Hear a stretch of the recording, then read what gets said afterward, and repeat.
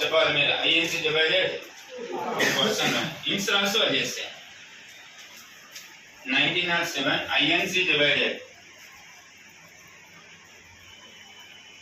పాతో చదువుకుంటే ఇప్పుడు మేము సెపరేట్ చదవాల్సిన అవసరం లేదన్న. డివైడ్ అంటే ఎన్ని పార్ట్స్ అని ఎక్స్ట్రీమిస్ట్ చెప్తారా? 1907 ప్రెసిడెంట్ ఎవరు? ఎలక్షన్ జరుగుతాయి. వాజ్పేయి గారి ఓడిపోయిన వాడు వెరీ గుడ్. Next one 1909. పాత చదవాలన్న 1909 చెప్పండి. ఏ reforms? Minto good. Minto Morley reforms అని రాసుకోండి. Minto Morley reforms 1911 Bengal partition cancel. 1911 Bengal విభజన రద్దు. ఇది కంపల్సరీ జాగ్రత్తగా చదవండి. 1911 బెంగాల్ పార్టీషన్ క్యాన్సర్ అని రాసుకోండి. బెంగాల్ విభజన రద్దు.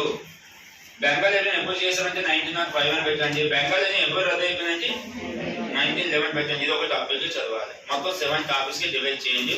అప్పుడు ఏ క్వశ్చన్ ఇచ్చినా రాస్తారు. మిక్సింగ్ చేసుకోకండి. ఓకేనా? బెంగాల్ కోసం ట్రై చేస్తున్నాం. ఈ ఉద్యమాన్ని స్ప్రెడ్ చేసినటువంటి సెకండ్ పాయింట్ గా రాసుకోండి. Spreaded journals. సింపుల్ రాయనన్ను. ఉద్యమాన్ని ప్రచారం చేసే పత్రికలు. Spreaded journals. ఏ టాపిక్స్ రావాలి? ఏది నీట్ గా చదవండి. స్ప్రెడెడ్ జర్నల్స్ అని రాసి వదిలేసారు. వ్యాప్తి చేసిన పత్రికలను రాయనన్ను. ఓకే, ఫస్ట్ వన్ తయారు తీస్తున్నా.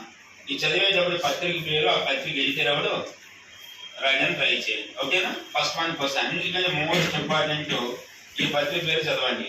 అమృత బజార్ పత్రిక పేరు. నన్ను 10th క్లాస్ టెక్స్ట్ బుక్ లో ఫస్ట్ క్వశ్చన్ ఇదే ఉంటుంది. అమృత బజార్ అంటారు.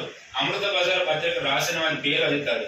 శిశిర్ కుమార్ ఘోష్. శిశిర్ కుమార్ ఏ పత్రిక, ఏ ఉద్యమాన్ని ప్రచారం చేసిందంటే బెంగాలీ వందే మాత.